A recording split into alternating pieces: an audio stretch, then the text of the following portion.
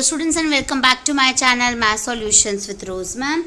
और आज की क्लास में हम करेंगे मिशन गणित कक्षा 8वीं की कार्यपत्रक दी हुई है आपको 31 जुलाई 2023 की इसकी डेट है। मंडे की बेटे आपकी वर्कशीट चल रही है और वीक जो है वो आपका 4 चल रहा है, जिसमें आज की वर्कशीट जो है वो डे 1 की वर्कशीट मंडे की वर्कशीट है। और जो इसका क्वेश्चन ऑफ द डे है वो भी मैंने ऑलरेडी अपलोड कर दिया है, तो दोनों वर्कशीट आपको आज की डेट में अपनी कॉपी में कंप्लीट करनी है। आज का टॉपिक है घातांक के नियम। सो चलिए स्टार्ट कर लेते हैं हमारी आज की वीडियो। उससे पहले आप सभी से रिक्वेस्ट है, प्लीज़ चैनल को सब्सक्राइब कर लीजिए और बेल आइकन को प्रेस कर दीजिए। एक ही आधार वाली घातों का गुणन, यानी उदाहरण है जैसे 3 की पावर 2 दे रखा है और 3 की पावर 3 दे रखा है, तो बेटे 3 को कितनी बार लिखेंगे? 2 बारी। और इस वाले 3 को कितनी बारी लिखेंगे? 3 बारी लिखेंगे। और अगर हम सबको जोड़ दें तो ये 3 की पावर क्या बन जाएगा? 5 बन जाएगा।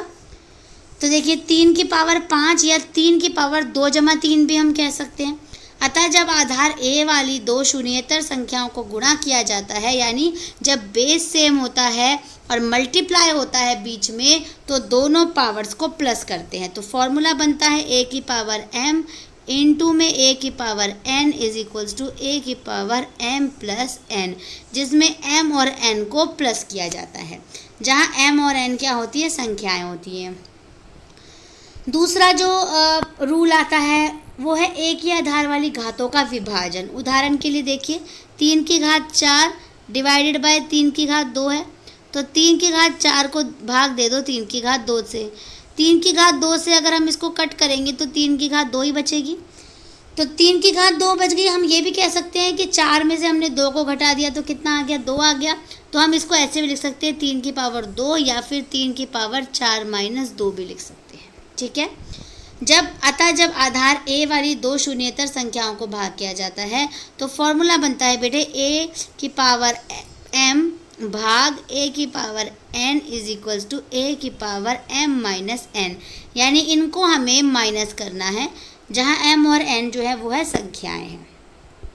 अब एक और नियम है शून्य का घातांक नियम। किसी भी संख्या के 0 के अतिरिक्त पर घात 0 का मान 1 के बराबर होता है, यानी x की पावर 0 है उसका आंसर 1 होगा, 2 की पावर 0 है उसका आंसर 1 होगा, 3 की पावर 0 आंसर 1, 5 की पावर 0 आंसर 1। किसी भी नंबर की पावर अगर 0 आती है तो उसका आंसर 1 ही होता है। ठीक है, ये रूल है।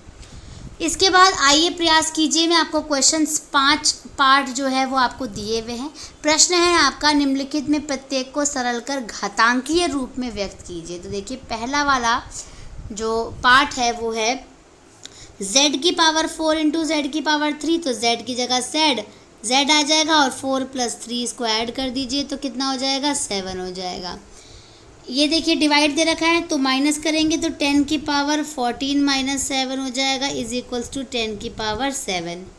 मल्टीप्लाई हो रहा है तो जो घातें हैं प्लस हो जाएंगी, तो 4 जमा 3 क्या हो जाएगा बेटे? 7 हो जाएगा, तो 12 की घात 7।